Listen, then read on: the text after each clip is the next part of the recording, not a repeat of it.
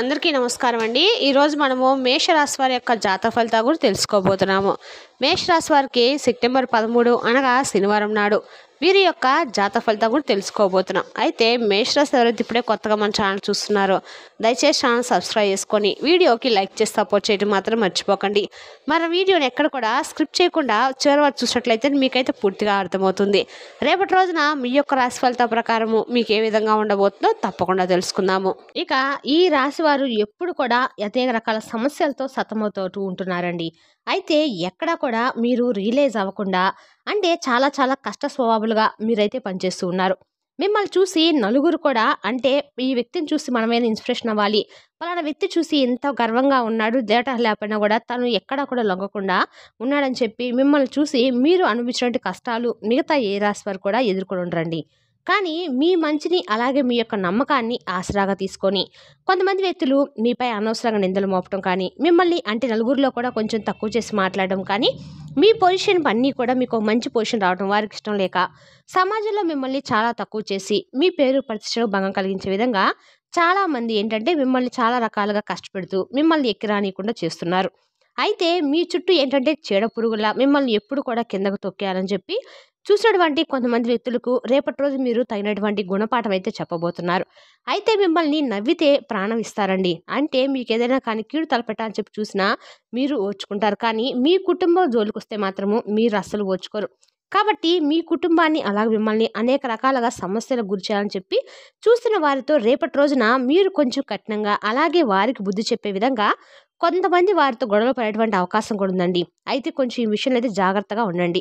ఇక అలాగే మీ యొక్క ఆత్మగౌరవాన్ని దెబ్బతీసే విధంగా ఎవరు అలా ప్రవర్తించినా కూడా మీరు ఎక్కడా కూడా తగ్గకుండా తగినటువంటి సమాధానం అయితే చెప్పే తీరుతారు.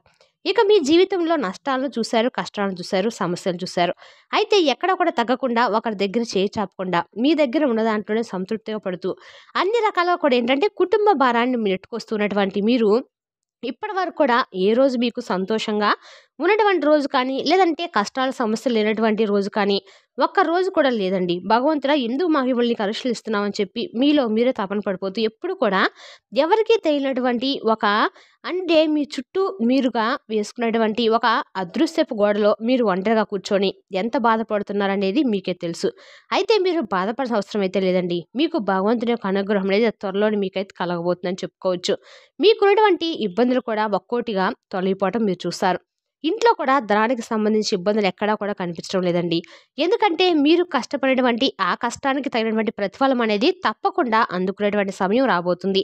అలాగే మీకున్నటువంటి ఇబ్బందులు కూడా ఒక్కోటిగా తొలగిపోతాయి. డబ్బు పరంగా మంచి లాభాలైతే కనిపిస్తున్నాయి. అలాగే ఉద్యోగస్తులకైతే రేపటి రోజున ప్రమోషన్లు వచ్చేటువంటి సూచనలు ఉన్నాయండి.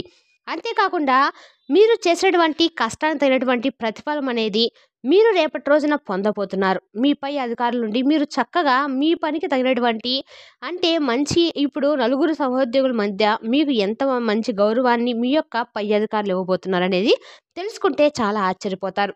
ఎందుకంటే ఇన్ని రోజులు మీ కష్టాన్ని గుర్తించడం లేదని చెప్పి నీతి నిజాయితీ గుర్తించలేదని చెప్పి చాలా కుమిలిపోయారు. అయితే ఇప్పుడు బాధపడాల్సిన అవసరం అయితే లేదండి. మీరు నలుగురు సహోద్యోగుల మధ్య మిమ్మల్ని చాలా గౌరవంగా పొగడ్డం కానీ, మీతో అందరికంటే కూడా మీ మధ్య అందరితో కూడా మీ గురించి చెప్పడం కానీ, ఇటువంటి మిమ్మల్ని మరింత ఎక్కువగా మీ యొక్క ఉద్యోగ కార్యాలయంలో మిమ్మల్ని మరింత ఎక్కువ గౌరవనిచ్చే విధంగా మీ యొక్క పరువు ప్రతిష్టలు భంగం కలిగించకుండా చక్కగా మీ యొక్క పై అధికారులను ప్రశంసలు అయితే మీరు పొందబోతున్నారని చెప్పుకోవచ్చు. అలాగే మీరు కొంతమంది బంధువర్గంతో గొడవలు పడేటువంటి అవకాశాలు కనిపిస్తున్నాయి. కాబట్టి అంటే గతంలో మీకు వారికి ఏదైనా పడక విభేదాలు ఉన్నటువంటి కారణాలు మరలా వారు ఎదురుపడడం, వారితో మళ్ళీ గొడవ పడేటువంటి అవకాశాలు కనిపిస్తున్నాయి. కాబట్టి ఈ విషయంలో కొంచెం జాగ్రత్తగా ఉండండి. అయితే మీరు ఒకరిని ఒక చక్కగా మాట్లాడుకొని ఏదో ఒక విషయం పట్ల కాస్త ఈరోజు ఇలా అనుకోకుండా ఉంటే బాగుండే అని చెప్పేసి మరలా మీ యొక్క బంధాన్ని తిరిగి జాగ్రత్తగా కాపాడుకోవడం అనేది మంచిది. కాబట్టి మీలో ఉన్నటువంటి కోపాన్ని కొంచెం తక్కువగా తగ్గించుకుంటే మీ బంధాలు నిలబడతాయండి. కాబట్టి కొంచెం ఈ విషయంలో జాగ్రత్తగా ఉండండి. ఇక రేపటి రోజున మీరు లక్ష్మీదేవి యొక్క అనుగ్రహం ఆ పాత్రలు కావాలండి. తప్పకుండా కూడా రేపటి రోజున లక్ష్మీదేవి యొక్క పూజ చేసుకోండి, శుభప్రదంగా ఉంటుంది. మీరు అమ్మవారికి సంబంధించినటువంటి దగ్గరలో ఎక్కడైనా సరే లక్ష్మీనారాయణ స్వామి గుడి ఉంటే చక్కగా అమ్మవారిని సందర్శించుకొని ఇంట్లో కుటుంబ సభ్యులతో కలిసి చక్కగా అమ్మవారి యొక్క నామాన్ని జపించడం గురుబలంతోటి మీకు ఈ రాశి వారికి మరిన్ని ఎక్కువగా విజయాలైతే తప్పకుండా ప్రాప్తిస్తాయి. ఇక అలాగే రేపటి రోజున ఎర్రటి పుష్పాలతో అమ్మవారికి పూజ చేయటము, అర్చించడము మీకు అన్ని రకాలుగా కూడా మంచిదండి. అలాగే అమ్మవారికి రేపటి రోజున ఏవైనా సరే తియ్యటి పదార్థాలను నైవేద్యంగా సమర్పించడం కూడా మంచిది. అలాగే ఏవైనా సరే పండ్లను కూడా నైవేద్యంగా పెట్టండి. మీరు ప్రయత్నించండి కూడా. అలాగే ఈ విధంగా చేయడం వల్ల ఏంటంటే రేపటి రోజున మీపై ఉన్నటువంటి ఏర్పడేటువంటి ప్రతికూలమైన సమయం ఉంటుంది కదా! అది మీ నుండి దూరంగా ఏర్పడుతుందనమాట. అంటే మనకి ఏదైనా కానీ గుర్తుపెట్టుకోండి. మనకు ప్రతికూలమైనటువంటి సమయం అంటూ ప్రతిరోజు కూడా ఉంటూనే ఉంటుందండి. అనుకూలమైనటువంటి సమయం, ప్రతికూలమైన సమయము ఈ 2 కూడా ఉంటూనే ఉంటాయి. కాబట్టి ప్రతికూలమైన ఈ సమయంలో మనం చేసేటువంటి దైవ పూజ, దైవ ప్రార్థన ఏవైతే ఉంటాయో అవి మనకు బాగా ఉపయోగపడతాయి, సహకరిస్తాయి కూడా. మన మీద ఏర్పడేటువంటి చెడంతా కూడా పూర్తిగా తొలగిపోవడానికి ఆస్కారం ఉంటుందనమాట. అలాగే ఒక మంచి పొజిషను, ఒక పాజిటివ్ ఎనర్జీ అనేది కూడా మనకు ఏర్పడేలాగా ఉంటుందండి.